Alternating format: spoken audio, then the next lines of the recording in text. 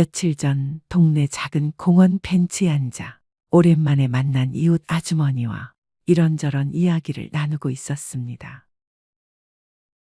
서로의 안부를 묻고 자식들 근황을 털어놓으며 소소한 웃음과 한숨을 나누던 그때였습니다. 아주머니가 문득 저를 보며 물으셨습니다. 이번 주말에는 아드님이랑 식사하셨어요? 요즘 젊은 애들 결혼해도 잘 챙기는 애들은 꼬박꼬박 부모님 모시고 밥 사드리더라고요. 부럽죠? 저는 그 말을 듣고 잠시 뜸을 들였습니다. 그러고는 조용히 웃으며 대답했습니다. 아니요, 저는 이제 애들한테 밥 얻어먹지 않기로 했습니다. 그 말에 아주머니는 눈을 동그랗게 뜨셨습니다. 어머나, 왜요? 결혼한 자식이 부모님한테 밥 한 끼 사는 게 그게 뭐 대수라고요. 그런 거 받을 때도 있어야 자식 키운 보람도 있는 거죠. 아주머니의 그 말에 저는 천천히 그러나 분명한 목소리로 답했습니다. 저도 예전엔 그렇게 생각했는데요. 사실 그게 자식한테는 생각보다 큰 짐이더라고요. 사실 저도 처음엔 그저 고마운 마음으로 받았습니다. 결혼한 아들 부부가 주말이면 한 번씩 엄마, 오늘 점심 먹어요 하고 연락을 해오면 설레는 마음으로 버스를 타고 시내까지 나갔습니다. 아들은 늘 식당에서 제일 좋은 메뉴를 시켰습니다. 엄마, 평소에 이런 거 못 드시잖아. 엄마가 평생 우리 먹이느라 고생했으니까 이제 우리가 대접할게요. 그 말이 얼마나 고맙고 또 뿌듯했는지 모릅니다. 음식이 입으로 들어가기도 전에 마음부터 따뜻해졌습니다. 계산대 앞에 서서 아들이 카드를 꺼내 계산할 때면 얘가 정말 다 컸구나 하는 뿌듯함과 이제 이런 대접도 받는구나 하는 작은 자부심도 느꼈습니다. 하지만 그게 한 번, 두 번, 세 번 점점 당연해지기 시작했습니다. 아들은 늘 아무렇지 않게 밥값을 냈습니다. 며느리도 자연스럽게 따라 웃었습니다. 처음엔 고마웠던 그 한 끼가 어느 순간부터는 당연한 일상이 되어버렸습니다. 그리고 어느 날이었습니다. 점심을 먹고 나오던 길, 아들이 옆에서 조금 지친 듯한 목소리로 툭 내뱉었습니다. 엄마, 다음엔 그냥 집에서 밥 먹어요. 요즘 외식비 너무 올라서 솔직히 부담돼요. 그 말을 듣는 순간 머리가 띵했습니다. 부담. 순간 온몸이 얼어붙었습니다. 그 자리에서 아무 말도 못하고 집에 돌아오는 내내 가슴 한구석이 시리고 먹먹했습니다. 그날 밤 나는 조용히 앉아 지난 몇 달을 떠올렸습니다. 내가 그동안 아들한테 밥값을 이렇게 당연하게 받아왔던 건가? 얘가 힘들다고 말도 못하고 계속 이런 자리를 만들어준 건가? 자책이 밀려왔습니다. 그동안 아들은 결혼해서 대출금 갚고 생활비에 애 키우랴 부부 둘이 맞벌이 하면서 정신없이 살아가고 있었습니다. 그 바쁜 와중에도 어떻게든 엄마랑 밥 한 끼 먹어야지 하는 생각으로 시간 내주고 밥값 내고 그러느라 애썼을 겁니다. 그런데 저는 그 마음을 전혀 헤아리지 못했습니다. 얘가 크니까 이런 것도 사주는구나. 이제 내가 챙김받는 나이가 됐구나. 그렇게 혼자 흐뭇해하고 있었던 겁니다. 아들의 현실은 그렇지 않았는데도 말입니다. 그 후로 저는 작게 결심했습니다. 앞으로 절대 자식에게 얻어먹지 말자. 그냥 마음속 다짐으로만 끝낸 게 아닙니다. 다음번 약속에서 아들이 또 습관처럼 카드를 꺼내려 하자 저는 먼저 말했습니다. 오늘은 엄마가 낼게. 아들, 이제 엄마도 너 힘든 거 좀 생각해야지. 아들은 놀란 표정으로 절 쳐다보다가 한참 뒤에야 조금 미안한 듯 웃었습니다. 엄마, 괜찮은데. 그때 저는 단호하게 말했습니다. 괜찮지 않아. 앞으로는 엄마가 낼 수 있을 때까지 낼 거야. 그러니까 너도 이제 그동안 미안해할 필요 없어. 아들은 그 말을 듣고 잠시 말없이 웃기만 했습니다. 그 웃음 속에 담긴 안도와 고마움, 저는 알 수 있었습니다. 최근 서울시 복지재단에서 발표한 성인 자녀의 부모 부양 스트레스 실태조사에 따르면 30, 40대 성인 자녀의 65% 이상이 부모님과의 외식 자리가 경제적 부담으로 느껴진다고 답했다고 합니다. 특히 자녀가 갓 결혼해 경제적 기반이 아직 약할수록 부모님과의 외식 비용은 심리적 압박과 경제적 스트레스로 이어진다는 연구 결과도 있습니다. 또한 한국가족사회학회 보고서에 따르면 결혼 후 초기 부부가 느끼는 가장 큰 스트레스 중 하나가 양가 부모님과의 금전적 교류에서 오는 부담감이라는 조사 결과도 발표된 바 있습니다. 부모님들께 꼭 전하고 싶습니다. 한두 번, 생일날, 명절날. 자식들이 정성껏 대접하려는 밥 한 끼는 기쁘게 받아도 좋습니다. 하지만 그게 매번 당연해지고 자식의 생활비에서 고정 지출처럼 빠져나가기 시작하는 순간부터 자식의 마음속엔 작은 벽 하나가 쌓입니다. 처음엔 그래도 부모니까 오늘만 넘기자 하는 마음이지만 그게 쌓이고 쌓이면 결국 그 벽은 부담이라는 이름의 두터운 장벽이 됩니다. 그리고 그 장벽이 커질수록 자식들은 부모님과의 만남 자체를 피하게 됩니다. 부모와 자식 사이의 사랑은 밥값으로 증명되는 것이 아닙니다. 자식에게 부담을 지우지 않는 것.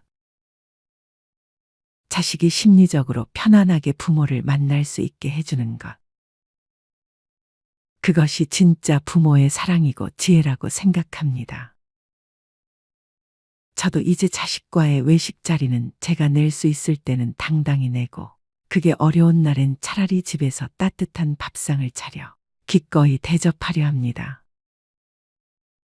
그게 부모가 지켜야 할 마지막 자존심이자 자식에 대한 가장 큰 배려라고 믿습니다.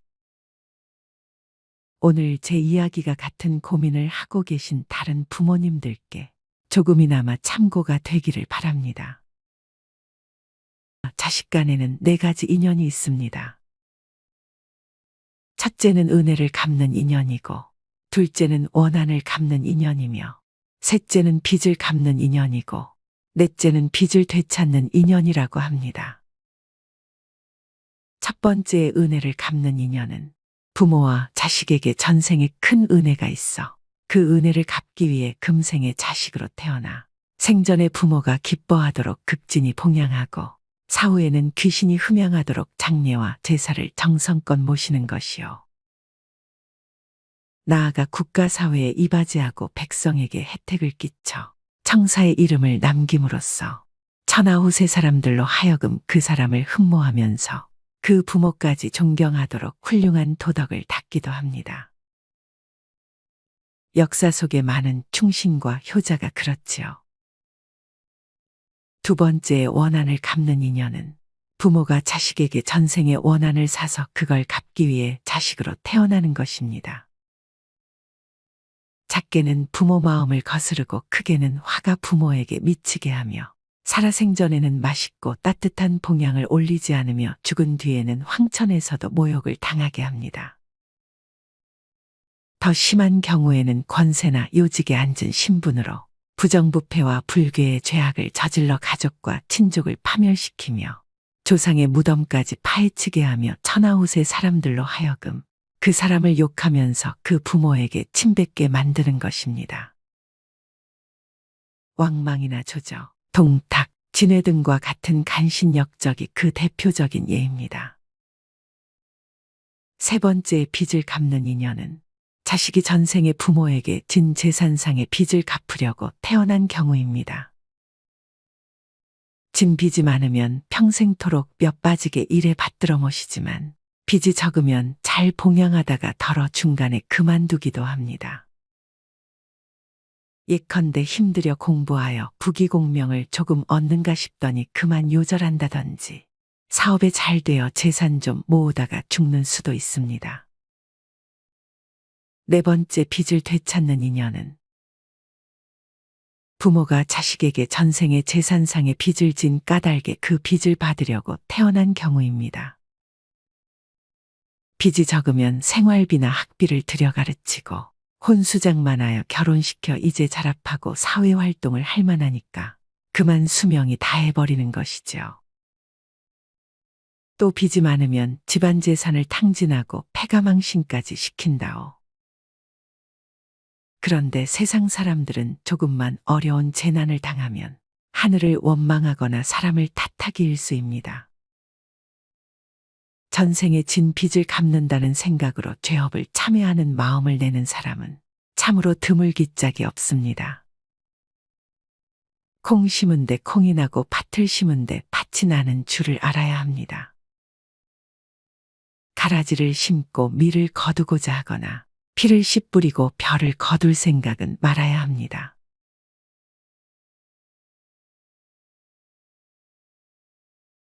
부모와 자식의 관계를 생각해 볼 수 있는 글을 읽어드리겠습니다. 부모는 자식의 덕을 말하지 않고 자식은 부모의 허물을 말하지 않는다. 라는 말을 들어보셨나요? 부모는 자식의 덕을 말하지 않는다. 는 말은 옛사람들의 자식 사랑하는 방법을 엿볼 수 있게 합니다. 그들의 자식 사랑법은 자식을 사랑하되 밖으로 드러내 나타내지 않는다. 는 것입니다. 사마광은 가범에서 증자의 말을 빌려 옛 사람들의 자식 사랑하는 방법을 이렇게 전해주고 있습니다. 군자는 자식을 사랑하나 얼굴에 사랑하는 모습을 나타내지 않고 자식에게 일을 시킬 때 얼굴에 안쓰러워하는 모습을 드러내지 않는다. 도리로 이끌어 부모를 따르게 할 뿐 강압적인 말로 명령하지 않는다.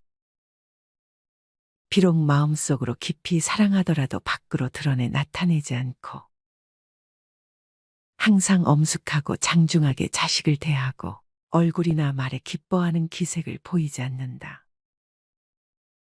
도리로 자식을 이끌어 부모를 따르게 하지 않는 것을 가리켜 자식을 버리는 짓이라고 말한다.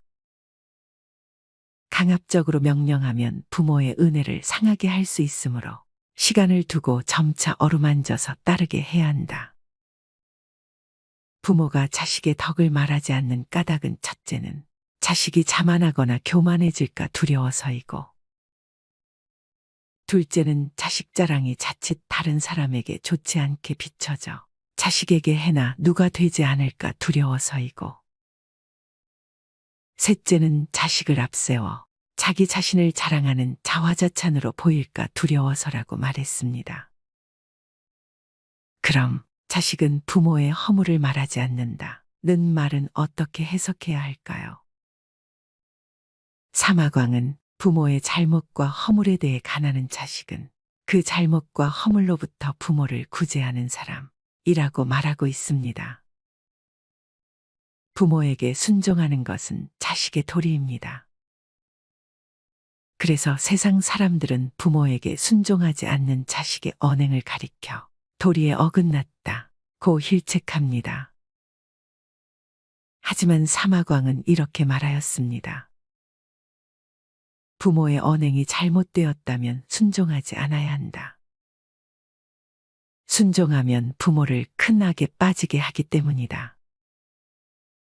부모가 큰 악에 빠지는 잘못과 허물을 저지르는데도 간하지 않는다면 그 자식은 아무런 상관없이 그냥 지나치는 노인, 즉 길 가는 사람에 불과할 뿐이다. 그러므로 부모가 의롭지 않는 언행을 한다면 간하지 않을 수 없는 것이다. 다만 부모의 잘못과 허물에 대해 간곡하게 간하되 부모를 거슬러서는 안 된다는 것이 사마광의 주장입니다. 이에 대해 사마광은 세 차례 간곡하게 간해도 부모가 듣지 않으면 울부짖고 부모를 따라야 한다. 그리고 부모에게 잘못과 허물이 있을 경우 기운을 진정시키고 얼굴빛을 온화하게 하고 부드러운 말소리로 정성을 다해 간곡하게 말씀드려야 한다. 만약 부모가 받아들이지 않는다고 하더라도 더욱 공경하고 더욱 효도해야 한다. 그리고 기회를 보아 다시 말씀드린다.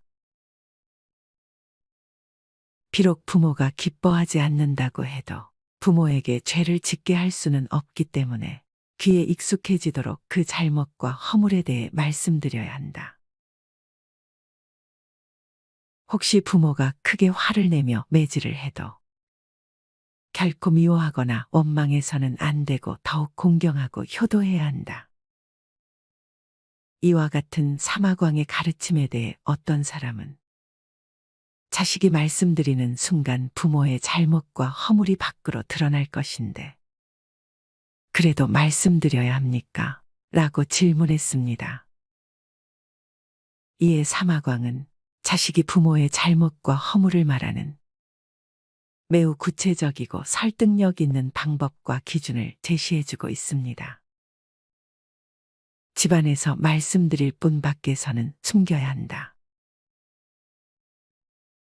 집안에서 말씀드리면 부모의 잘못과 허물이 멀리 새어나가지 않고 밖에서는 숨기면 다른 사람들이 부모의 잘못과 허물을 들을 수도 없고 할 수도 없다.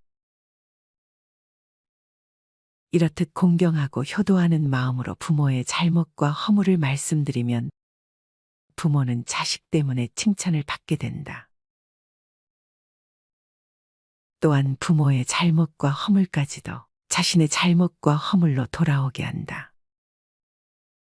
이러한 까닭의 집안에서는 부모의 잘못과 허물을 정성을 다해 간곡하게 말씀드려 고치게 하고 밖에서는 부모의 잘못과 허물을 숨기고 말하지 않는 자식이야말로 진정한 효자라고 할 수 있다는 것입니다.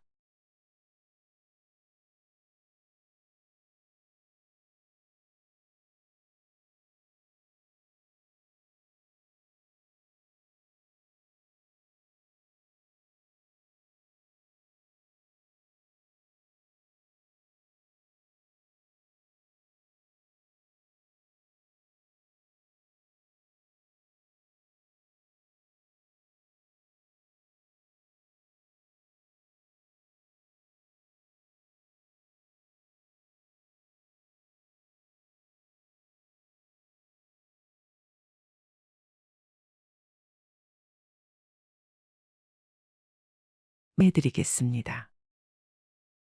이 글을 들으면서 여러분들이 살아온 인생을 한번 돌아보시길 바랍니다. 이젠 나 스스로를 사랑해야 한다.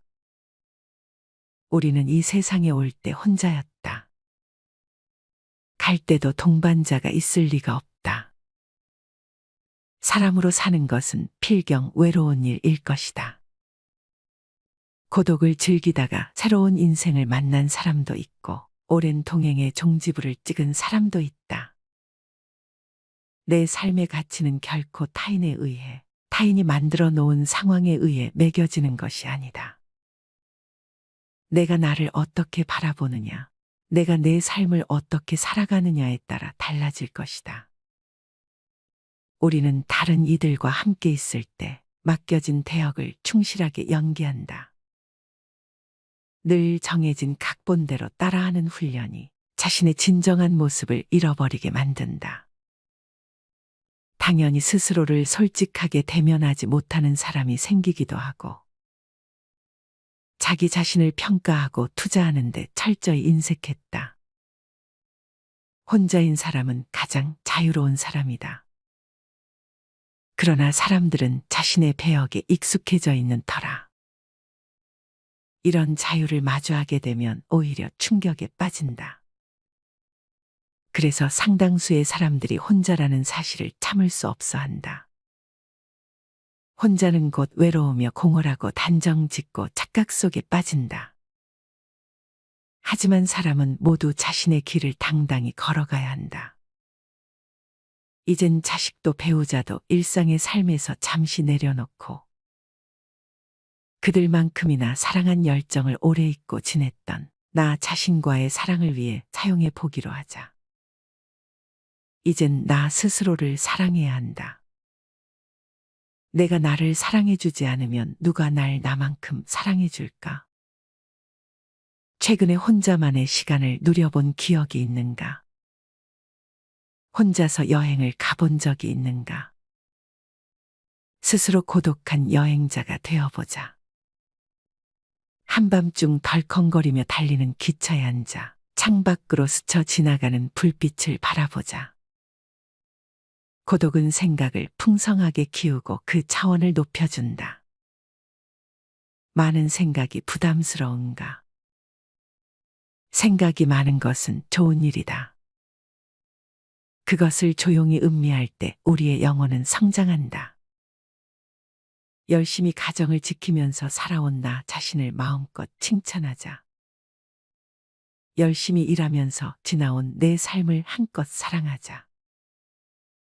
정성껏 마음 주고 걸음 좋은 내 이웃들을 중심으로 사랑하며 칭찬하자. 이젠 이만하면 쉴 자격 충분하니 더 이상 달려가지 못하더라도 달래고 추스릴 시간을 주자. 수고했다. 애썼다.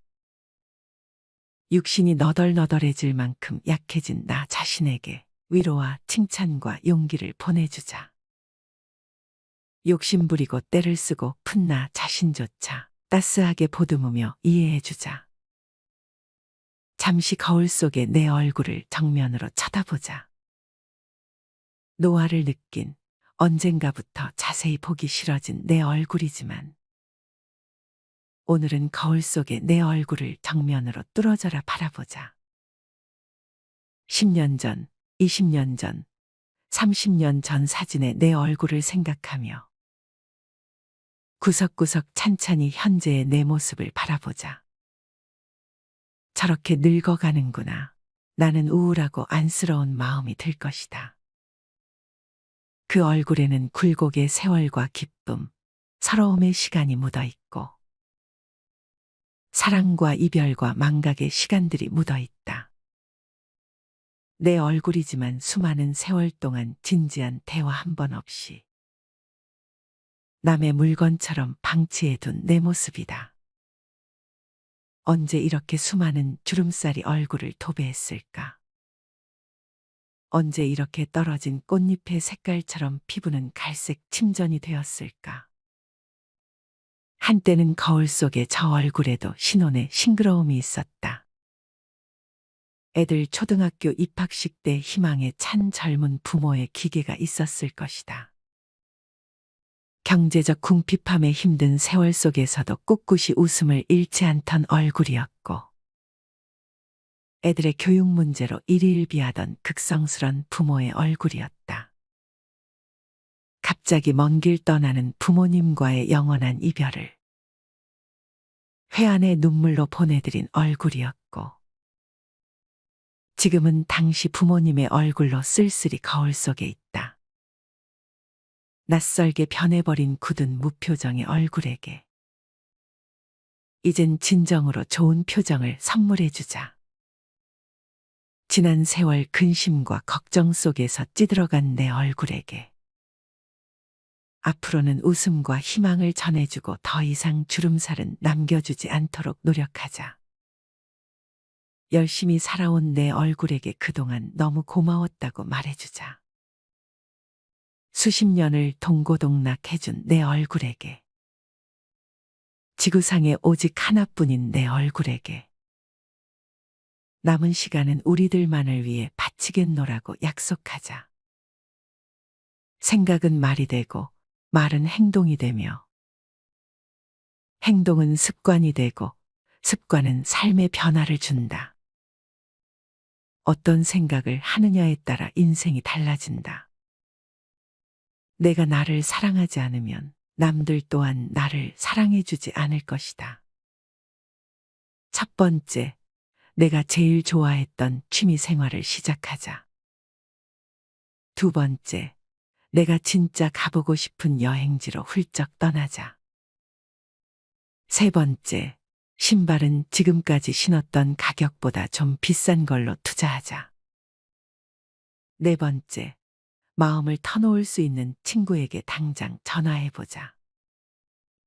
다섯 번째, 아직 용서해주지 않았던 사람이 있다면 가슴을 열고 용서해주자. 그러면 내가 편해진다. 여섯 번째, 거리가 멀더라도 맛집으로 이름난 식당을 찾아 나 자신에게 음식 선물을 해주자. 일곱 번째, 매일 아침 눈을 뜨는 순간 나는 사랑받기 위해 태어난 사람이고 지금 이 순간이 가장 행복한 사람이라고 외치자. 이 글을 읽은 모든 사람이 과거에 어떻게 살았던 지금 당장부터 행복했으면 한다. 거울 속의 낯선 나를 이젠 진정 사랑하는 대상으로 친하게 지내며 먼 훗날 영원한 안식 여행을 떠날 때 너와 나 우리는 행복한 삶을 살았다고 말할 수 있었으면 얼마나 좋을까. 내가 먼저 내 얼굴을 사랑해라고 말하고 바로 행동을 했으면 합니다. 나를 없인 여기지 말고 위대하고 또 위대한 소중하고 귀한 사람이 당신임을 잊지 말고 살았으면 합니다. 나는 지구상 하나뿐인 내 얼굴을 사랑합니다. 왜냐하면 한평생 희노애락을 같이 경험하며 살아온 얼굴이니까요. 이제는 늦기 전에 인생을 즐겨라. 아주 오래 살 것처럼 행동하면 어리석다. 걷지도 못할 때까지 기다리다가 인생을 후회하지 말고 몸이 허락하는 한 가보고 싶은 곳 여행하라. 혹시 병 들더라도 겁먹거나 걱정하지 마라. 태어나서 늙고 병들고 죽는 것은 누구에게나 오는 것 아닌가. 몸은 의사에게 맡기고 목숨은 하늘에 맡기고 마음은 스스로 책임져야 한다. 자식들이나 손자에 관한 일은 눈으로 보고 귀로 듣기만 하고 입은 꼭 다무셔라. 자신이 자신을 최고로 여기고 자신을 대접하며 살다가 생로병사에 순응하며 살자. 머물듯 가는 것이 세월인 것을. 끝까지 시청해 주셔서 감사합니다. 오늘 이 이야기가 여러분과 자녀의 관계를 개선하는데 도움이 되길 바랍니다. 영상이 마음에 드셨다면 구독과 좋아요를 눌러주세요.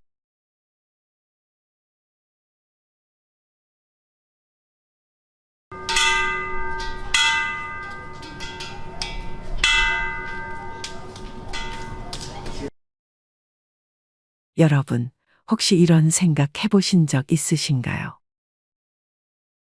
퇴직하고 시간이 많아졌는데 도대체 뭘 하며 살아야 할까? 돈도 체력도 예전 같지 않은데 그 긴 노후를 도대체 어떻게 보내야 할지 막막해지는 날이 있습니다. 저희 엄마도 그랬습니다. 60대 초반에 은퇴하신 아버지 옆에서 함께 텔레비전만 보던 엄마는 하루하루가 너무 길다며 이런 말을 하셨습니다. 아침밥 차리고 나면 할 일이 없어. 그냥 거실에 앉아서 멍 때리다 보면 점심 되고 또 앉아 있다 보면 저녁이야. 하루가 너무 길어서 피곤하다는 그 말에 저도 뭐라고 드릴 말씀이 없더라고요.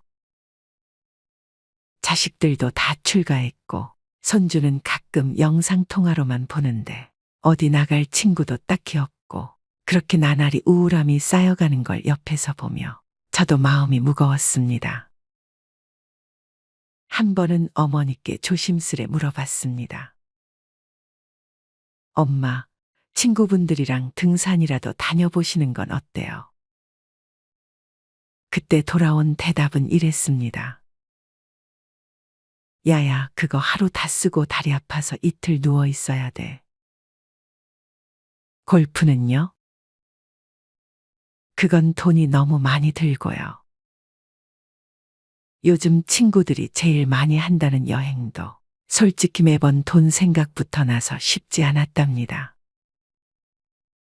그렇게 아무것도 하지 않고 아무것도 할 수 없는 노후가 시작된 줄만 알았습니다. 그러던 어느 날이었어요. 엄마가 갑자기 도서관 가자고 하시는 겁니다. 무슨 일인가 했더니 근처 구립도서관에서 손글씨 교실이 열린다는 거예요.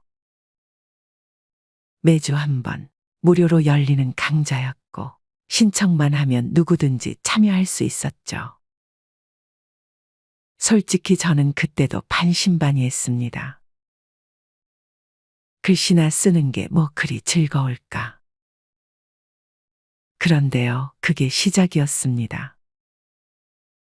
엄마는 매주 그 수업을 기다리셨어요. 매주 금요일 아침부터 머리 말리고 손톱 다듬고 마치 소풍 가는 것처럼 준비하시더라고요. 한 달쯤 지났을까요? 그동안 한 장, 두 장 써내려간 글씨가 작은 엽서로 바뀌고 엽서에 꽃도 그리고 직접 만든 카드에 시 한 구절을 쓰기 시작하셨습니다. 그러면서 이렇게 말씀하셨습니다. 요즘은 하루가 짧아졌어. 그 이후 엄마는 동네 복지관에서 손글씨 봉사팀에도 참여하셨어요. 어르신 생신카드 만들어드리거나 지역 병원에서 환자분들께 전해드릴 응원 엽서를 쓰는 활동이었죠. 그런 날이면 엄마는 꼭 그 카드를 저희한테도 한 장씩 보여주시며 이거 예쁘지? 이건 오늘 병동 아이들한테 보낼 거야 하시더라고요. 어느 날 제가 장난으로 말했어요. 엄마, 요즘 인생에서 제일 기다리는 게 뭐예요? 그랬더니 아주 환하게 웃으시면서 딱 이렇게 말씀하셨습니다. 금요일 아침. 내가 사람 구실하는 날이야. 누가 기다려주고 내가 갈 자리가 있다는 게 참 좋아. 저는 그날 처음 알았습니다.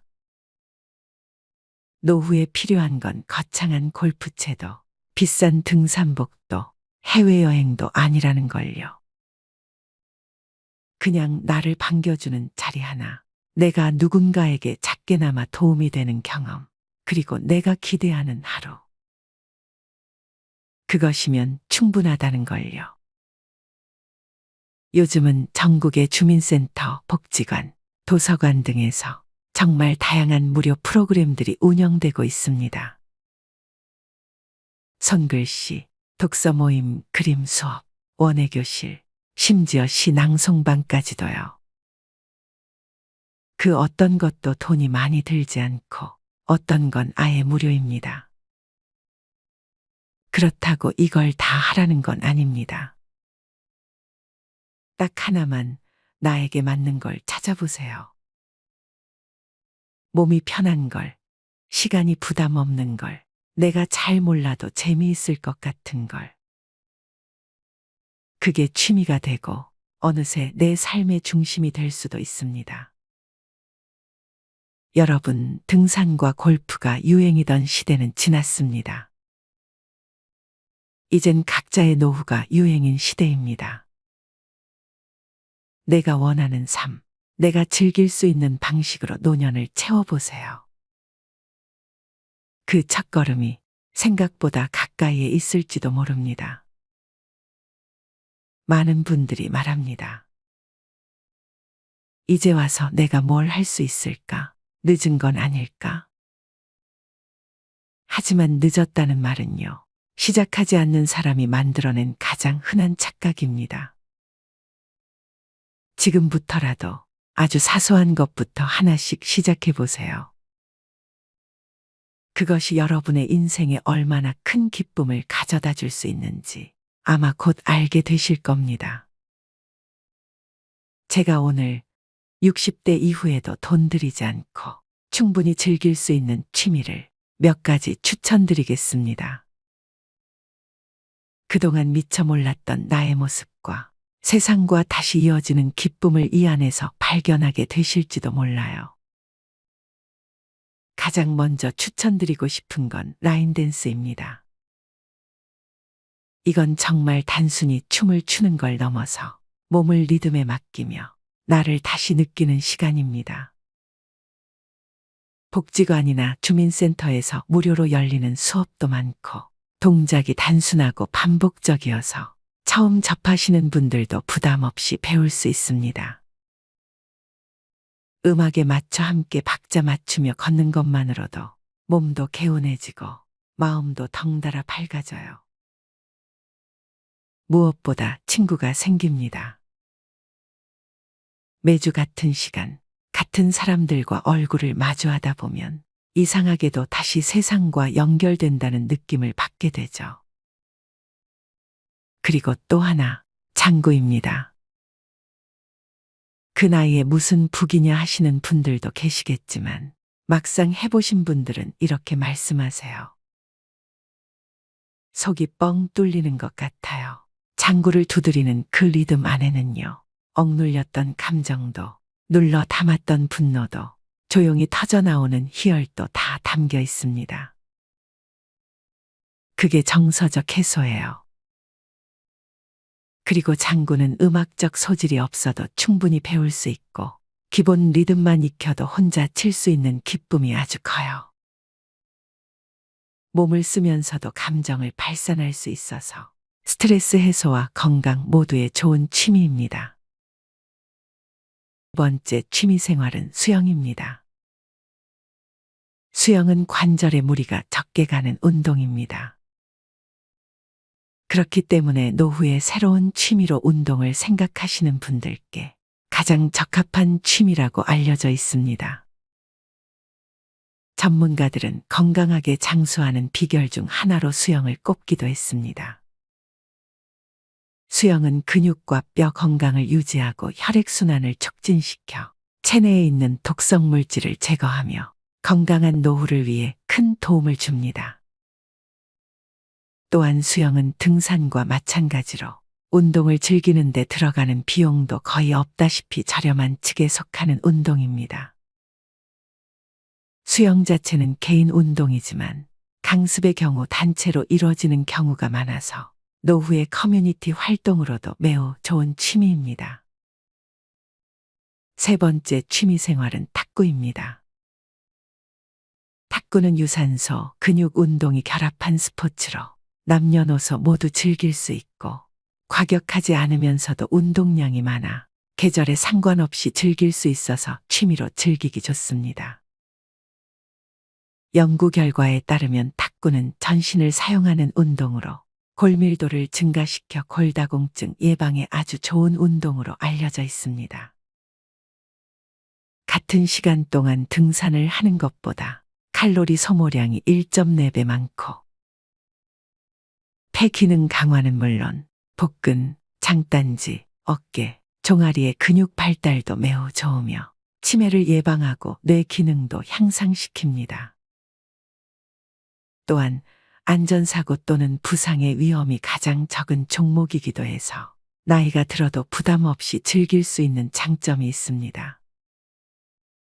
아마추어 탁구 대회에도 60대 이상이 참가하는 실버부가 따로 편성돼 있어 대회 참가를 목표로 동기부여를 하기도 좋습니다. 80세 이상 노인들은 탁구공이나 라켓이 조금 큰 라지볼을 즐길 수 있습니다. 참고로 탁구는 크게 노인종합복지관과 지역 탁구장에서 배울 수 있습니다. 복지관의 경우 초급반은 무료로 가르쳐주는 곳도 있습니다. 보다 전문적으로 배우고 싶으시면 탁구장에서 진행되는 레슨을 받으시면 좋습니다. 아니면 동호회에 가입해서 인맥도 쌓으시고 자세도 배우시면서 조금씩 배우시는 것도 추천드립니다. 네 번째 취미 생활은 채소 키우기입니다. 베란다 혹은 텃밭을 이용해 채소 키우기입니다. 노년 생활에서는 육체 활동이 중요한 만큼 집에서도 쉽게 움직이면서 하실 수 있는 취미입니다. 베란다나 텃밭에서 채소를 가꾸다 보면 얻을 수 있는 게 채소뿐만 아니라 건강까지도 얻을 수 있어 일석이조입니다. 방울토마토나 오이, 상추 등 키우기 쉬운 채소들부터 기르신다면 수확해서 나오는 채소들로 반찬을 해먹을 수 있는 성취감도 느끼면서 은퇴 후 남은 지루한 일상을 즐겁게 보낼 수 있습니다. 최근에는 은퇴 후 복잡한 도시 생활을 끝내시고 지방으로 정착해 텃밭을 가꾸며 부부끼리 여행을 다니시는 분들도 많은 것 같습니다. 채소 키우기가 힘드시다면 식물을 키워보시길 추천드립니다. 식물을 키우면 정신건강이나 마음의 안정에 효과적이고 예쁘게 키운 식물을 집 곳곳에 배치해두면 인테리어 효과도 있고 공기 정화도 됩니다. 식물 키우기는 외로움과 우울감 극복에도 많은 도움이 되니 집에서 공간을 두고 식물을 키워보시는 것도 좋은 취미 생활이 될 것 같습니다. 5번째 취미 생활은 요가와 명상입니다. 요가와 명상은 내 몸을 살피고 휴식할 수 있는 최고의 취미입니다. 아무래도 나이가 들면서 관절이 약해지고 근육량이 줄어들면서 과격한 활동은 몸에 무리를 가져다 줍니다. 그러나 요가를 하면서 여러 가지 자세들을 취하는 것은 근육뿐만 아니라 뼈를 하나로 묶어주는 힘줄과 인대를 당겨주고 강화를 해줍니다. 요가를 하면서 의식적으로 호흡과 명상을 하게 되는데 이는 심장 박동수가 혈압을 낮추고 불안과 우울증을 완화하는 데 도움을 줍니다. 요즘에는 집에서도 유튜브를 보면서 요가 동작과 호흡을 따라 할 수 있는 영상들이 많으니 아침에 시간을 정해놓고 하루의 시작 루틴으로 요가와 명상을 취미로 하는 것도 좋아 보입니다. 6번째 취미 생활은 자전거 타기입니다. 자전거는 수많은 행복감을 가지게 해주는 최고의 운동입니다. 많은 의사들이 추천하는 무릎 관절에 좋은 운동이기도 합니다. 그 중에서도 빼놓을 수 없는 부분은 바로 자전거는 노후에도 계속 유지할 수 있는 운동이라는 게 큰 장점입니다.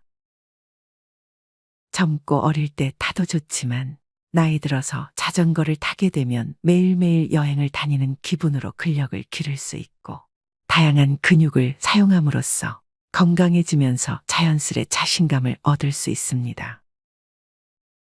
자전거는 근육 손실이 많아지는 노년에 큰 근육을 단련할 수 있기에 자전거는 선택이 아닌 필수로 나이가 들수록 해야 하는 운동이기도 합니다. 또한 자전거를 타면 우리가 단련할 수 없는 인대 주변 작은 근육을 단련할 때 최고의 효과를 냅니다. 탁 트인 강변을 달리거나 도심지를 벗어나 외곽지로 나가게 되면 계절에 따라 변화하는 멋진 자연을 느끼고 라이딩할 때 신선한 바람과 햇살을 온몸으로도 느낄 수 있어서 날마다 여행을 다니는 기분을 느낄 수 있습니다. 7번째 취미 생활은 그림 그리기입니다. 그림 그리기는 심리 치료에도 많이 활용되는 만큼 정신 건강에 많은 도움이 되는 것으로 알려져 있습니다. 그림으로 내면의 세계를 마음대로 표현할 수 있고 그림을 그리는 행위 자체에 집중하다 보면 정서 안정에도 도움이 됩니다. 또한 실제로 그림 그리기는 치매 전 단계인 경도인지 장애에 걸릴 확률을 70% 이상 낮춘다는 연구 결과가 있습니다. 그림을 그릴 때 손의 미세한 관련 신경이 활성화되고 고도의 집중을 요하는 작업이다 보니 계속 뇌를 자극하게 되기 때문이라고 합니다. 그림은 운동에 비해 체력적인 부담이 들지 않고 붓을 들 힘만 있어도 즐길 수 있기 때문에 평생 할 수 있는 취미 생활이 됩니다. 만약 막연히 그림 그리기에 부담을 느낀다면 컬러링북을 이용하는 것입니다. 컬러링북은 이미 완성된 밑그림에 색칠만 하면 되는 교재로 비용도 크게 부담되지 않는 선에서 구입할 수 있습니다. 8번째 취미생활은 종이접기입니다. 종이접기는 소근육 발달에 영향을 끼쳐 치매 예방에 효과적입니다. 종이접기를 하면 눈과 손을 많이 사용하게 되는데요. 이때 좌뇌와 우뇌를 골고루 사용해 치매 예방에 도움이 될 수 있다고 합니다. 뿐만 아니라 종이접기는 뇌를 활성화해 정서적 안정을 주는 효과가 있어 우울증 발병률을 낮추는 효과도 있다고 알려져 있습니다. 또한 비용 부담이 적어 누구나 쉽게 즐길 수 있다는 장점이 있습니다. 9번째 취미생활은 걷기입니다. 전문가들은 퇴직 후 가장 좋은 운동으로 걷기 운동을 꼽기도 했는데요. 아시다시피 나이가 들면 체력적인 조건이 빠르게 나빠집니다. 중장년층이 건강식품과 건강정보에 관해 관심을 많이 가지는 것도 바로 이 때문인데요. 안타까운 점은 많은 이들이 건강식품에 두는 것만큼 운동에 관심을 가지지 않는다는 것입니다. 이 시기에 몸을 움직이기를 게을리하면 빠르게 체중이 느는 것은 물론 그로 인해 고지혈증, 고혈압 등 각종 질환이 발생할 위험이 있습니다. 꾸준한 운동하면 비만과 대사질환을 예방하는 동시에 운동을 하는 동안 행복 호르몬이라고 하는 엔돌핀이 분비돼 스트레스를 완화하고 기분을 개선하는 데 도움이 됩니다. 걷기는 온몸의 근육을 사용하고 엔돌핀을 많이 생성해 불안감을 낮춰 심신을 안정시키는 데 효과적입니다. 마지막으로 10번째 취미생활은 음악입니다. 음악을 듣거나 악기를 연주하는 것은 정서적 안정과 건강에 많은 도움을 줍니다. 은퇴 후 색소폰이나 트럼펫 등 연주를 배우시는 분들도 많고 하모니카나 오카리나 우쿨렐라 같은 악기는 가지고 다니기에도 좋아서 많이 좋아합니다.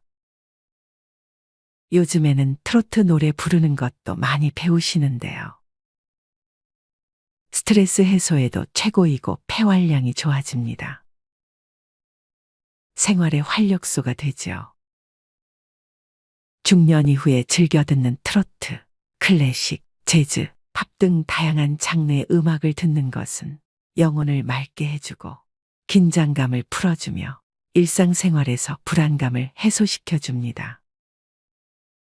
악기 연주는 뇌와 신체의 운동 기능을 향상시켜주며 음악을 연주하는 과정에서 자존감과 만족감을 느낄 수 있습니다. 또한 지인들과 함께 연주를 즐기거나 지역사회에서 음악회를 함께 뽐낼 수 있는 기회는 좋은 경험이 될 것입니다.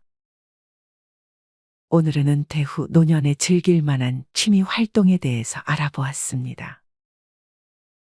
나이가 들었다고 무기력해지는 것만큼 위험한 건 없습니다. 주어진 상황을 받아들이고 삶은 조금 더 풍요롭게 만들어가는 것이 중요합니다. 이러한 취미 활동은 상상력과 창조적 사고를 단련시킬 뿐만 아니라 인지 기능이나 감각 기능을 자극합니다. 취미 활동에서 생기는 어려운 문제에 도전하고 해결하면서 자신감을 회복시키기 때문에 우울 증상을 예방해주고 삶에 대한 자기 만족도를 올립니다. 노후를 대비해서 준비해야 할 첫째는 스스로 재미나게 즐길 수 있는 취미 하나를 개발하는 것입니다. 의학 학술지에서 노인의 취미 활동과 정신질환 간의 관련성을 분석한 연구 결과가 최근 발표됐는데, 연구는 전 세계 16개 국가 65세 이상 노인 9만 명을 대상으로 했습니다. 16개국의 자료를 종합 분석한 결과 취미 활동을 하는 사람들은 우울 증상이 약 10% 낮았습니다. 건강한 느낌, 행복감, 삶에 대한 만족도도 높았습니다. 나라별로 비교해 보아도 취미 활동 인구가 많을수록 기대 여명도 길었고 국가 행복 지수도 높았습니다. 아무런 취미 생활 없이 노후 생활을 보내게 되면 자존감이 낮아지고 우울증에 걸리게 될 확률도 높아지게 됩니다. 그렇게 되면 건강이 악화되고 병원에 방문하는 시간이 많아지는 악순환을 겪게 되죠. 전문가들은 행복한 은퇴 후 삶을 살기 위해서는 돈, 건강, 그리고 취미를 가져야 한다고 말합니다. 하지만 취미에 너무 과하게 돈이 들어간다면 그것은 추천드리지 않습니다. 비용이 적게 들고 오래 꾸준히 할 수 있는 취미를 택하시는 걸 추천합니다. 또 자신의 건강 상태도 잘 살펴야겠죠. 운동을 하더라도 등산보다 산책이 어울리는 경우, 헬스보다 수영이 어울리는 경우를 고려해야 합니다. 인생 100세 시대가 전망되면서 은퇴 후에 30-50년의 세월을 더 보내야 하는 만큼 퇴직 후 많은 시간을 어떻게 설계하고 채우느냐에 따라 인생 이막의 성패가 갈린다고 해도 과언이 아닙니다. 평소 해보고 싶었던 일, 미뤄뒀던 일이 무엇인지 지금부터 고민해 보시고 실천을 해보는 게 중요합니다. 오늘 소개해드린 취미 이외에도 바둑, 뜨개질, 봉사활동, 꽃꽂이, 사진 찍기, 스포츠 댄스, 배우자와 대화하며 외식하고 음식 만들기 등 노후 생활을 풍요롭게 만들 수 있는 다양한 취미들이 있으니 오늘 내용들을 참고하셔서 더 늦기 전에 자신에게 맞는 즐거운 취미 생활을 찾으신다면 풍요로운 노후를 만들어 갈 것입니다. 앞으로 취미 생활뿐만 아니라 인생 이막을 위한 삶의 목표를 설정해야 합니다. 목표의식의 필요성은 남녀노소를 가리지 않지만 퇴직한 이들에겐 특히나 중요합니다.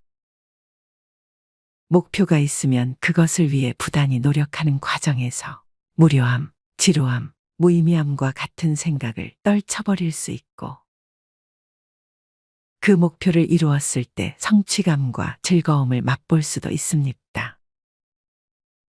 반대로 목표한 바가 없으면 일상이 흔들리기 쉽습니다. 생각지도 못하게 손주를 돌보게 되거나 소파와 한몸이 되어 하루 종일 리모컨으로 TV 채널을 이리저리 오가기만 할 수 있죠. 거창한 목표를 세울 필요는 없습니다. 사소한 것을 하나하나 실천하는 것도 나름대로 재미있답니다. 너무 어렵다고 느껴진다면 나의 몸과 마음을 잘 가꾸는 것부터 시작한다라고 생각하는 것도 좋을 것 같습니다. 이 시간을 어떻게 채우는지에 따라 하루를 그저 심심하고 무력하게 보낼 수도 있고 알차게 보낼 수도 있습니다. 앞으로 여러분에게 조금 더 신경을 쓰고 집중하게 되면 인생을 보다 건강하고 뜻깊게 보낼 수 있습니다. 여러분의 인생 이막을 항상 응원하겠습니다.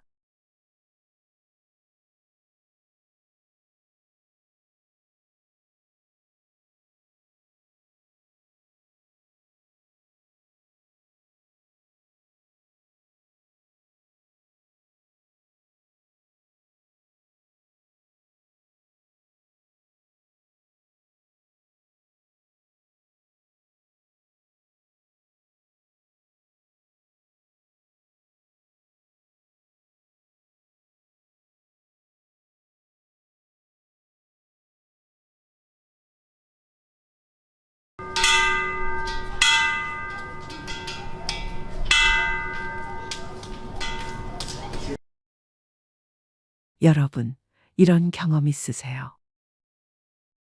결혼한 자식이 주말에 집에 온다고 했는데 아침부터 냉장고를 탈탈 털어 반찬 만들고 소고기 무국에 잡채에 전까지 부치면서 아휴 그냥 왔다 가기만 해도 좋다 이러던 당신. 그런데 막상 자식이 오자마자 뭘 합니까? 살 빠졌네. 왜 이렇게 야위었어? 남편이 밥 안 해주냐? 어휴, 네 시댁은 너 일 많이 시키는 것 같더라. 근데 그 사람은 요즘도 술 마시고 늦게 들어오냐? 네, 본인은 걱정해서 묻는 말인데 자식 표정이 싹 굳어지죠. 그리고 어느 날부터입니다. 엄마, 이번 주는 좀 바빠서 못 갈 것 같아. 다음에 시간이 되면 연락드릴게요.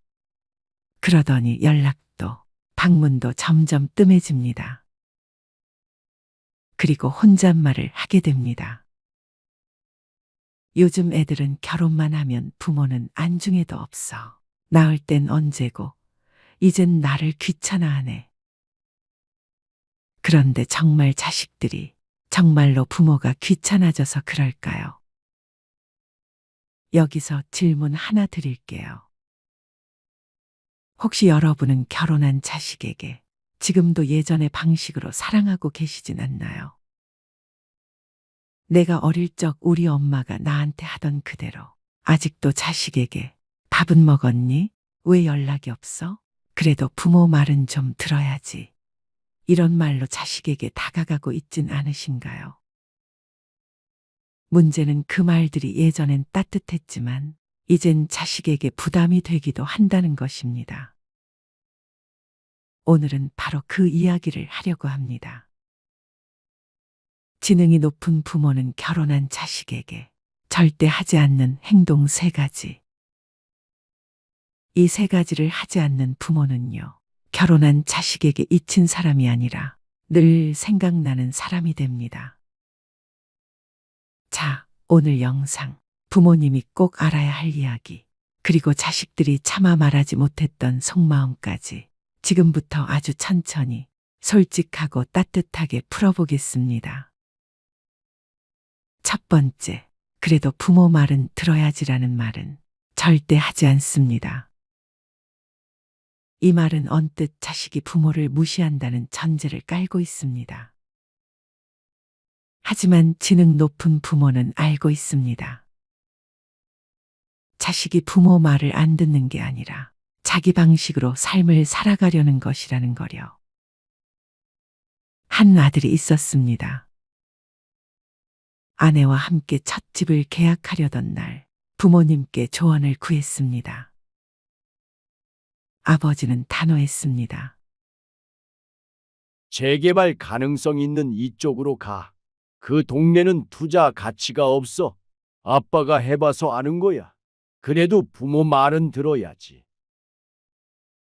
아들은 며느리의 의견도 고려해야 했고 무리한 대출을 피하기 위해 조건을 다르게 잡았지만 그 뒤로 아버지는 말을 안 듣는다며 서운함을 표현하기 시작했습니다. 지능 높은 부모는 자신의 경험을 강요하지 않습니다. 그저 제안할 뿐이고 선택은 자식의 몫임을 분명히 합니다. 내가 해보니 이렇긴 하더라. 하지만 너희가 직접 살아갈 집이니까 너희가 결정하면 돼. 이 한 문장은 부모의 체면을 살리면서도 자식에게 결정권이라는 존중을 전달합니다. 결혼한 자식은 누군가의 남편이고 아내이며 가정의 중심이자 가장입니다. 그 삶을 스스로 만들어가게 두는 것, 그 시행착오를 겪을 수 있도록 기다려주는 것, 그게 진짜 현명한 부모의 모습입니다. 두 번째, 그 사람하고 진짜 잘 살고 있는 거 맞아 라는 말은 절대 하지 않습니다.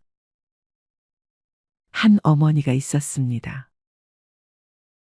딸은 결혼한 지 2년째 직장과 육아를 병행하며 살고 있었습니다. 딸은 늘 엄마에게 감사했지만 동시에 부담도 느꼈습니다. 왜냐하면 엄마는 딸이 친정에 올 때마다 눈빛으로 진실을 캐물었기 때문입니다. 잘 살고 있는 거 맞아? 남편은 잘 도와줘. 너 요즘 너무 힘들어 보여. 너 표정이 왜 그래? 애 보느라 잠 못 잔 거야? 아니면 싸운 거야? 엄마는 걱정이었겠지만 딸은 점점 숨이 막혔습니다. 심지어 남편 이야기만 나와도 딸은 자기 편을 증명하듯 말해야 했고 엄마의 표정 하나에도 설명과 변명이 따라붙었습니다. 어느 날 딸은 퇴근길에 엄마의 전화를 피했습니다. 그날 이후 엄마의 번호를 볼 때마다 마음이 불편해졌다고 했습니다. 지능 높은 부모는 이런 상황에서 절대로 판단을 내리지 않습니다. 대신 조용히 들어줍니다. 힘들구나. 말하고 싶으면 엄마한테 말해도 돼. 말하고 싶지 않으면 말 안 해도 괜찮아. 이 한마디가 딸에게는 더 큰 위로였습니다. 결혼한 자식은 더 이상 부모에게 속한 존재가 아닌 자신만의 가정을 책임지는 독립된 어른입니다. 그 어른에게 괜찮냐고 묻는 것보다 중요한 건 그 어른의 선택과 생활을 존중해 주는 것입니다. 부모가 먼저 멈추고 침묵하고 기다려주는 것. 그것이 진짜 지혜로운 사랑이 될 수 있습니다. 세 번째, 넌 여전히 내 아이야라는 태도를 버리지 못합니다. 어떤 부모는 자식이 몇 살이 되어도 늘 이렇게 말합니다. 넌 내 눈엔 아직도 고등학생이야. 결혼은 했어도 내 눈엔 내가 애야. 엄마는 내가 어디 가서 밥 굶을까봐 그게 제일 걱정이야. 이런 말들이 자식의 마음을 따뜻하게 하는 경우도 있지만 결혼한 자식에게는 때로 크나큰 부담이 됩니다. 왜냐하면 이 말은 결국 내가 나와 떨어져 독립적인 인생을 살고 있다는 걸 인정하지 않겠다는 의미로 들릴 수 있기 때문입니다. 한 딸이 있었습니다. 결혼하고 첫 명절을 맞아 시댁에 먼저 들렀습니다. 그리고 친정엔 밤늦게 도착했는데 어머니는 차갑게 말했습니다. 결혼하더니 엄마는 뒷전이구나. 시댁은 중요하고 친정은 이제 안 중요하지. 딸은 그 말을 듣고 아무 말도 못했습니다. 시댁과의 관계도 명절의 균형도 모든 걸 잘해보려 애쓰고 있었지만 엄마 앞에서는 늘 부족한 딸이 되고 많은 기분이 들었습니다. 지능이 높은 부모는 이런 순간에 이렇게 말합니다. 너희 일정 먼저 맞춰. 엄마는 언제든 괜찮아. 너희가 잘 지내는 게 제일 좋아. 이 말은 딸의 마음을 울립니다. 그리고 다음 명절엔 딸이 시간을 더 내어 기꺼이 친정을 먼저 찾습니다. 왜냐하면 부모가 먼저 이해해줬기 때문입니다. 그 이해가 딸을 다시 부모에게 돌아오게 만듭니다. 멀어지는 게 아니라 달라지는 것입니다. 결혼한 자식은 부모의 품을 떠났지만 부모의 마음 안에서 완전히 떠난 건 아닙니다. 그렇기 때문에 부모의 말 한마디가 여전히 크고 깊은 영향을 미칩니다. 지능 높은 부모는 그걸 알고 있습니다. 그래서 자식이 잘못했을 때도 내 말 안 들어서 그래 라고 말하지 않습니다. 대신 그래도 내가 스스로 판단했으니 괜찮아. 다음엔 더 잘할 수 있을 거야. 이렇게 말합니다. 자식이 힘들어 보일 때도 그 사람하고 계속 살아야겠니가 아니라 너의 삶을 응원하고 있어. 그 말 한마디면 충분하다는 걸 압니다. 자식이 친정이나 본가에 잘 오지 않아도 넌 이제 부모 필요 없지가 아니라 잘 지내는 것 같아 보여서 엄마는 안심이야. 이 말로 그리움을 감추고 지지를 표현합니다. 그게 지능 높은 부모의 언어입니다. 감정 지능이 높고 관계를 잘 맺는 부모의 사랑 방식입니다. 오늘도 당신이 그런 부모라면 당신의 자식은 어느 길을 걸어도 늘 든든할 겁니다. 왜냐하면 그 길 끝엔 나를 평가하지 않는 부모가 있다는 걸 알기 때문입니다. 그런 부모는 자식에게 평생의 은신처가 됩니다. 마음이 지칠 때마다 다시 돌아가고 싶은 마음의 친정이 되는 거죠. 자, 오늘 우리는 결혼한 자식에게 무엇을 하지 않을 것인가를 이야기했습니다. 사랑은 때로 하지 않는 말에서 시작됩니다. 손을 놓는 게 아니라 더 멀리 걸을 수 있도록 등을 가볍게 두드려주는 것. 그게 어쩌면 부모라는 이름의 마지막 선물일지도 모르겠습니다. 정숙 씨는 이제 58살, 중년을 넘긴 나이에 다가가고 있는 평범한 가정주부입니다. 두 자녀는 모두 성인이 되었고 대학을 졸업하고 사회에서 어느 정도 자리를 잡은 후 각자의 삶을 살고 있습니다. 정숙 씨는 오랫동안 가정과 직장에서 바쁘게 생활하다 이제 남편과 함께 조용하고 여유로운 노후를 준비하려던 차였습니다. 하지만 그 조용한 일상에 예기치 못한 일이 터졌습니다. 정숙 씨의 큰 아들 민수는 30대 중반으로 서울에서 중소기업에 다니고 있습니다. 민수는 고등학교 때부터 늘 똑똑하고 능력 있는 아들이었지만 최근 몇 년간 직장 내 경쟁에서 밀리고 몇 번의 실패를 겪으면서 자존감이 많이 떨어졌습니다. 그러다 보니 민수는 자주 부모에게 경제적 도움을 요청하며 점점 부모에게 의존적인 태도를 보이기 시작했습니다. 정숙 씨는 처음엔 아들의 어려움을 이해하며 도와주었지만 어느 날부터 민수의 말 속에 이건 부모가 당연히 도와줘야 하는 일이다라는 느낌이 강하게 들었습니다. 정숙 씨는 이것이 좋은 방향으로 흐르지 않을 수 있다는 불안감을 느끼기 시작했습니다.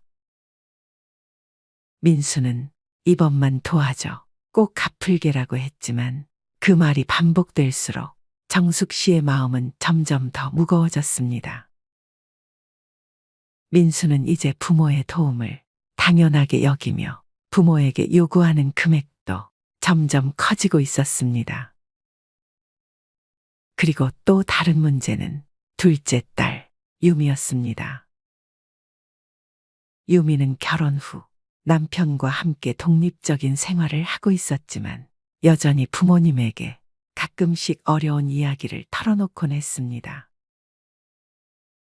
유미는 자신이 결혼 생활에서 겪고 있는 갈등을 부모에게 종종 얘기했고 그때마다 정숙 씨는 어떻게 반응해야 할지 몰라 혼란스러워졌습니다. 유미는 부모에게 간섭을 받는 것을 불편해했으며 종종 엄마, 아빠가 너무 나를 간섭해라며 불만을 토로했기 때문입니다. 그럴 때마다 정숙 씨는 딸의 감정을 헤아려 주려 했지만 갈등을 피하기 위해 알겠어, 알겠어 하고 넘어가는 일이 많았습니다. 그러나 이러한 대처가 유미와의 관계에서 오히려 상처를 만들 수 있다는 생각을 하지 못한 채 그냥 넘기기만 했습니다. 정숙 씨는 점점 부모로서의 책임감과 자식으로서의 독립적인 삶 사이에서 갈등을 겪기 시작했습니다. 민수는 부모에게 요구하며 점점 더 의존적인 태도를 보였고 유미는 간섭을 싫어하며 부모와의 거리를 두려 했습니다. 정숙 씨는 어느 순간부터 두 자녀와의 관계에서 고민이 많아졌고 이 갈등을 어떻게 해결해야 할지 모르겠다고 생각했습니다. 그런데 어느 날 정숙 씨는 결국 큰 결심을 하게 됩니다. 이제 더 이상 두 자녀가 자립적인 삶을 살도록 도와주는 방법을 찾아야 한다고 느꼈습니다. 정숙 씨는 이를 해결하기 위해 자신의 태도와 대응 방식을 바꾸기로 마음먹었습니다. 오늘은 자식과의 관계를 풍요롭게 만들어줄 세 가지 배려의 기술을 소개하려 합니다. 이 기술들은 단순한 배려를 넘어 사람들의 신뢰를 얻고 관계를 깊이 있게 만드는 힘을 가지고 있습니다.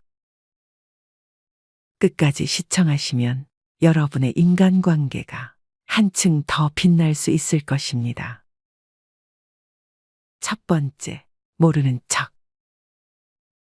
정숙 씨는 민수에게 다시 한번 금전적인 요청을 받았을 때 즉각적으로 대답하지 않았습니다.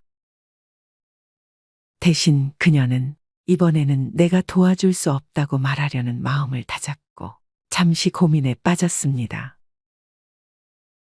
민수는 부모가 도와줄 거라는 확신을 가지고 요구했지만 정숙 씨는 모르는 척하는 태도를 취했습니다. 민수에게 한마디를 던졌습니다. 민수야, 이번엔 내가 도와줄 수 없을 것 같아. 내가 어려운 상황인 건 알지만 이번엔 스스로 해결할 수 있을 거라고 믿어. 내가 어떻게 할 수 있을지 생각해보고 필요한 일이 있으면 말해줘. 우리가 항상 도와줄 수는 없으니까. 정숙 씨는 여기서 중요한 선택을 했습니다. 단순히 모르는 척하려는 것이 아니라 민수에게 자신의 어려움을 스스로 해결할 기회를 주는 것이었습니다. 민수가 부모의 도움 없이도 문제를 해결할 수 있다는 자신감을 주고자 한 것이었습니다. 처음에는 민수가 놀란 표정을 지었지만 점차 스스로 어떻게 할 수 있는지 고민하기 시작했습니다. 그리고 며칠 후 민수는 자신이 직장에서 어떤 잘못된 태도를 보였고 그로 인해 문제가 발생했다는 것을 깨달았습니다. 그가 스스로 문제를 인식하고 해결 방안을 찾는 데 도움을 준 것은 정숙 씨가 모른 척하면서도 그의 성장을 돕는 지혜로운 선택이었습니다. 모르는 척은 때로는 상대방의 잘못을 지적하거나 직접적인 도움을 주는 것보다 그들이 스스로 문제를 해결할 수 있도록 기회를 주는 배려가 될 수 있습니다.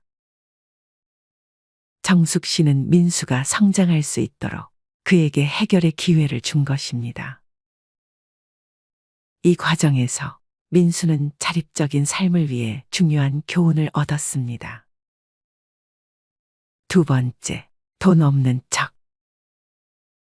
정숙 씨는 두 번째로 민수와 유미에게 돈 문제를 다룰 때 돈 없는 척하는 방법을 택했습니다.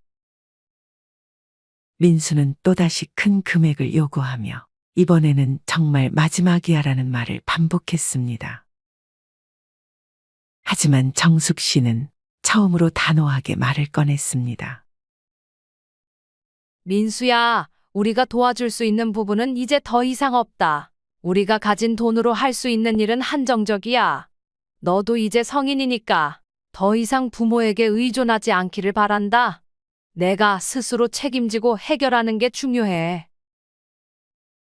정숙 씨는 그 말을 하며 민수에게 금전적으로 더 이상 의존하지 않도록 할 때라는 것을 알렸습니다. 처음에는 민수가 약간 화가 났지만 결국 그는 부모가 자신의 경제적인 문제에 끼어들지 않도록 스스로 해결책을 찾아가기로 결심했습니다. 돈 없는 척하는 것이 곧 민수에게 더 이상의 경제적 의존을 끊게 만들었고 자립적인 삶을 살도록 한 중요한 순간이었습니다. 돈 없는 척은 물질적인 요구가 있을 때 이를 거절하는 것이 아니라 경제적 독립을 이끌어내는 중요한 방법입니다. 부모가 더 이상 경제적 지원을 해주지 않으면서 자식이 스스로 문제를 해결하는 기회를 만들 수 있습니다. 부모는 자식에게 책임감을 부여하고 자립적인 삶을 살도록 돕는 방법으로 돈 없는 척을 실천한 것입니다. 세 번째, 못 본 척. 마지막으로 정숙 씨는 유미와의 관계에서 못 본 척을 실천했습니다. 유미는 종종 부모에게 불평을 털어놓고는 부모가 간섭하는 것에 대해 불만을 나타내었습니다. 그런데 정숙 씨는 유미가 말을 할 때마다 못 본 척하고 가벼운 미소를 지으며 넘기기 시작했습니다. 그래, 그런 일이 있었구나. 너희도 힘들겠지만 나도 그런 거 다 해봤어. 그럼 잘 해결될 거야. 이 말을 듣고 유미는 조금 놀라기도 했지만 그녀는 부모가 너무 간섭하지 않고 자신의 입장을 이해해 주려고 한다는 점에서 마음이 편해졌습니다. 갈등이 발생할 때마다 정숙 씨는 유미의 감정을 인정하고 그저 경청하면서도 갈등을 피하려 했습니다.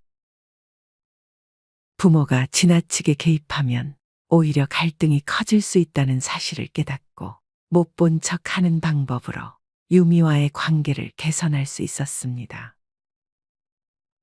못 본 척, 때로는 상대방의 감정이나 상황을 이해하고 불필요한 논쟁을 피하며 상대방의 기분을 존중하는 방법입니다. 정숙 씨는 유미가 자신을 이해해주고 갈등을 풀어갈 수 있는 여유를 가질 수 있도록 돕기 위해 이 방법을 사용했습니다. 정숙 씨는 모르는 척, 돈 없는 척, 못 본 척을 통해 가족 간의 갈등을 풀어갔습니다. 이를 통해 그녀는 가족을 향한 깊은 사랑과 배려를 표현할 수 있었고 자녀들이 더 성숙한 자세로 자신들의 문제를 해결하게 만들었습니다. 갈등을 피하고 서로에 대한 이해와 존중을 바탕으로 관계를 발전시킨 정숙 씨의 지혜는 어른이 되어서도 서로를 배려하고 존중하는 방법을 배워가는 과정을 보여줍니다. 이처럼 나이가 들수록 중요한 것은 단순한 물질적인 지원이나 감정적인 반응이 아니라 상대방을 이해하고 배려하는 지혜와 태도입니다. 세 가지 척은 단순히 회피하는 태도가 아니라 상대방을 배려하며 건강한 관계를 유지하기 위한 중요한 방법이 될 수 있습니다. 마지막으로 좋은 글 하나 소개해 드리겠습니다. 이 글을 들으면서 여러분들이 살아온 인생을 한번 돌아보시길 바랍니다. 이젠 나 스스로를 사랑해야 한다. 우리는 이 세상에 올 때 혼자였다. 갈 때도 동반자가 있을 리가 없다. 사람으로 사는 것은 필경 외로운 일일 것이다. 고독을 즐기다가 새로운 인생을 만난 사람도 있고 오랜 동행의 종지부를 찍은 사람도 있다. 내 삶의 가치는 결코 타인에 의해, 타인이 만들어 놓은 상황에 의해 매겨지는 것이 아니다. 내가 나를 어떻게 바라보느냐, 내가 내 삶을 어떻게 살아가느냐에 따라 달라질 것이다. 우리는 다른 이들과 함께 있을 때 맡겨진 대역을 충실하게 연기한다. 늘 정해진 각본대로 따라하는 훈련이 자신의 진정한 모습을 잃어버리게 만든다. 당연히 스스로를 솔직하게 대면하지 못하는 사람이 생기기도 하고, 자기 자신을 평가하고 투자하는 데 철저히 인색했다. 혼자인 사람은 가장 자유로운 사람이다. 그러나 사람들은 자신의 배역에 익숙해져 있는 터라 이런 자유를 마주하게 되면 오히려 충격에 빠진다. 그래서 상당수의 사람들이 혼자라는 사실을 참을 수 없어 한다. 혼자는 곧 외로우며 공허하고 단정 짓고 착각 속에 빠진다. 하지만 사람은 모두 자신의 길을 당당히 걸어가야 한다. 이젠 자식도 배우자도 일상의 삶에서 잠시 내려놓고 그들만큼이나 사랑한 열정을 오래 잊고 지냈던 나 자신과의 사랑을 위해 사용해 보기로 하자. 이젠 나 스스로를 사랑해야 한다. 내가 나를 사랑해주지 않으면 누가 날 나만큼 사랑해줄까? 최근에 혼자만의 시간을 누려본 기억이 있는가? 혼자서 여행을 가본 적이 있는가? 스스로 고독한 여행자가 되어보자. 한밤중 덜컹거리며 달리는 기차에 앉아 창밖으로 스쳐 지나가는 불빛을 바라보자. 고독은 생각을 풍성하게 키우고 그 차원을 높여준다. 많은 생각이 부담스러운가? 생각이 많은 것은 좋은 일이다. 그것을 조용히 음미할 때 우리의 영혼은 성장한다. 열심히 가정을 지키면서 살아온 나 자신을 마음껏 칭찬하자. 열심히 일하면서 지나온 내 삶을 한껏 사랑하자. 정성껏 마음 주고 걸음 좋은 내 이웃들을 중심으로 사랑하며 칭찬하자. 이젠 이만하면 쉴 자격 충분하니 더 이상 달려가지 못하더라도 달래고 추스릴 시간을 주자. 수고했다. 애썼다. 육신이 너덜너덜해질 만큼 약해진 나 자신에게 위로와 칭찬과 용기를 보내주자. 욕심부리고 때를 쓰고 푼 나 자신조차 따스하게 보듬으며 이해해주자. 잠시 거울 속에 내 얼굴을 정면으로 쳐다보자. 노화를 느낀 언젠가부터 자세히 보기 싫어진 내 얼굴이지만 오늘은 거울 속에 내 얼굴을 정면으로 뚫어져라 바라보자. 10년 전, 20년 전, 30년 전 사진의 내 얼굴을 생각하며 구석구석 찬찬히 현재의 내 모습을 바라보자. 저렇게 늙어가는구나. 나는 우울하고 안쓰러운 마음이 들 것이다. 그 얼굴에는 굴곡의 세월과 기쁨, 서러움의 시간이 묻어있고 사랑과 이별과 망각의 시간들이 묻어있다. 내 얼굴이지만 수많은 세월 동안 진지한 대화 한 번 없이 남의 물건처럼 방치해둔 내 모습이다. 언제 이렇게 수많은 주름살이 얼굴을 도배했을까? 언제 이렇게 떨어진 꽃잎의 색깔처럼 피부는 갈색 침전이 되었을까? 한때는 거울 속에 저 얼굴에도 신혼의 싱그러움이 있었다. 애들 초등학교 입학식 때 희망에 찬 젊은 부모의 기계가 있었을 것이다. 경제적 궁핍함에 힘든 세월 속에서도 꿋꿋이 웃음을 잃지 않던 얼굴이었고 애들의 교육 문제로 일희일비하던 극성스런 부모의 얼굴이었다. 갑자기 먼 길 떠나는 부모님과의 영원한 이별을 회한의 눈물로 보내드린 얼굴이었고 지금은 당시 부모님의 얼굴로 쓸쓸히 거울 속에 있다. 낯설게 변해버린 굳은 무표정의 얼굴에게 이젠 진정으로 좋은 표정을 선물해주자. 지난 세월 근심과 걱정 속에서 찌들어간 내 얼굴에게 앞으로는 웃음과 희망을 전해주고 더 이상 주름살은 남겨주지 않도록 노력하자. 열심히 살아온 내 얼굴에게 그동안 너무 고마웠다고 말해주자. 수십 년을 동고동락해준 내 얼굴에게 지구상에 오직 하나뿐인 내 얼굴에게 남은 시간은 우리들만을 위해 바치겠노라고 약속하자. 생각은 말이 되고 말은 행동이 되며 행동은 습관이 되고 습관은 삶의 변화를 준다. 어떤 생각을 하느냐에 따라 인생이 달라진다. 내가 나를 사랑하지 않으면 남들 또한 나를 사랑해주지 않을 것이다. 첫 번째, 내가 제일 좋아했던 취미 생활을 시작하자. 두 번째, 내가 진짜 가보고 싶은 여행지로 훌쩍 떠나자. 세 번째, 신발은 지금까지 신었던 가격보다 좀 비싼 걸로 투자하자. 네 번째, 마음을 터놓을 수 있는 친구에게 당장 전화해보자. 다섯 번째, 아직 용서해주지 않았던 사람이 있다면 가슴을 열고 용서해주자. 그러면 내가 편해진다. 여섯 번째, 거리가 멀더라도 맛집으로 이름난 식당을 찾아 나 자신에게 음식 선물을 해주자. 7번째, 매일 아침 눈을 뜨는 순간 나는 사랑받기 위해 태어난 사람이고 지금 이 순간이 가장 행복한 사람이라고 외치자. 이 글을 읽은 모든 사람이 과거에 어떻게 살았던, 지금 당장부터 행복했으면 한다.